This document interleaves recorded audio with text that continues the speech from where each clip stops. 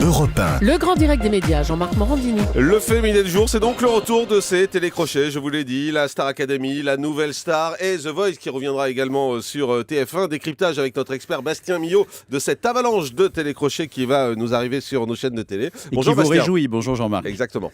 Alors, c'est dans les vieux pots qu'on fait les meilleurs sous, vous connaissez cet adage populaire, il n'a jamais été d'autant d'actualité. Petit banc d'essai sur ces deux célèbres télécrochets. D'abord la Starac, rendue célèbre par notre ami Nico Aliagas. Et bien, comme vous le disiez, elle est de retour sur Énergie 12 le jeudi 6 décembre prochain avec comme animateur Mathieu Delormeau, qui on l'espère n'est pas rémunéré à l'heure d'antenne par sa chaîne, sinon l'addition risque d'être très lourde.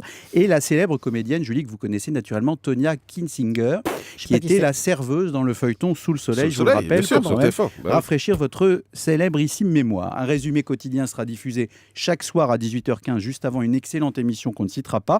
Et les primes seront diffusés quant à eux le jeudi soir. Cette 9e saison, elle a plusieurs particularités. Elle est tournée dans un château qui n'est plus en Seine-et-Marne, mais dans les Yvelines. On garde les fondamentaux. Les élèves auront comme directrice une actrice, Charlotte Valandré, comme prof de chant, un excellent chanteur, Rachid Ferrache, qu'on avait connu plus jeune dans l'As des As, et comme surveillant général, Pascal le grand frère, qui a annoncé il y a quelques semaines son départ de TF1. Ceci explique cela.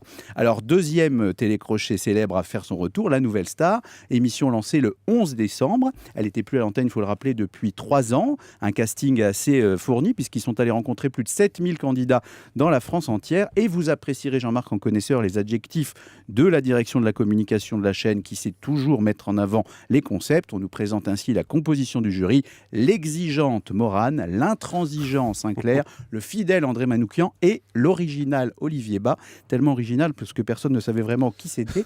Donc c'est un découvreur de talent et producteur de l'émission de France 2, C'est d'aujourd'hui. Voilà, au moins on sait aujourd'hui qui est Monsieur Olivier Bas. Alors, la question qu'on se pose, Bastien, c'est si on va retrouver les mêmes émissions que celles qu'on connaissait respectivement sur TF1 et sur M6. Oui, et il y a une question aussi centrale qui se pose, Jean-Marc, parallèlement à celle que vous venez de poser, c'est est-ce que ce sera une version low cost ? Alors, en ce qui concerne la Nouvelle Star, a priori, non. Les chaînes se démènent comme de beaux diables pour montrer qu'il y aura des moyens qui seront mis. Et évidemment, on fait appel aux souvenirs des téléspectateurs pour les fidéliser avec un petit côté Madeleine de Proust. Par exemple, on a remis dans le jury André Manoukian pour éviter que les téléspectateurs se disent tout est nouveau. On retrouve des valeurs sûres de l'émission qui étaient évidemment bien connues des téléspectateurs. Également, on a maintenu le rythme du programme, son organisation, la manière dont il est construit avec les fameux castings en province et les meilleurs candidats qu'on retrouve dans un théâtre, etc., etc. En ce qui concerne la Starac, là, on mise beaucoup sur le casting prestigieux des stars. Vous vous souvenez qu'à l'époque de TF1, il y avait comme parrain de grands chanteurs. On a eu Elton John, Lionel Richie, Phil Collins. Et bien là, selon Télé Loisirs, on nous promet une avalanche de vedettes. Là aussi, je vais ravir Julie, puisqu'on ne nous dit rien de moins que Justin Bieber, One Direction, Pink, Section d'Assaut, Robbie Williams ou encore votre ami Chimène Badi.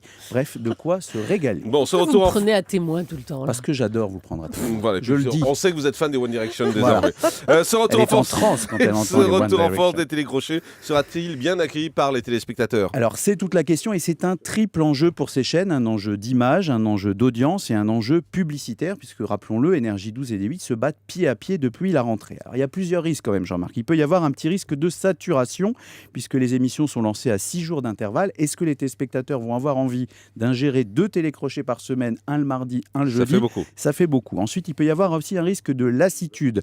On voit que TF1 avait réussi à dépoussiérer le genre en programmant The Voice. Est-ce que là, ces 2 émissions qui, rappelons-le, avaient été arrêtées sur TF1 et M6 pour cause de baisse d'audience, vont rencontrer à nouveau le succès ? C'est toute la question. Et enfin, est-ce qu'il y a assez de talent en France pour fournir ces programmes ?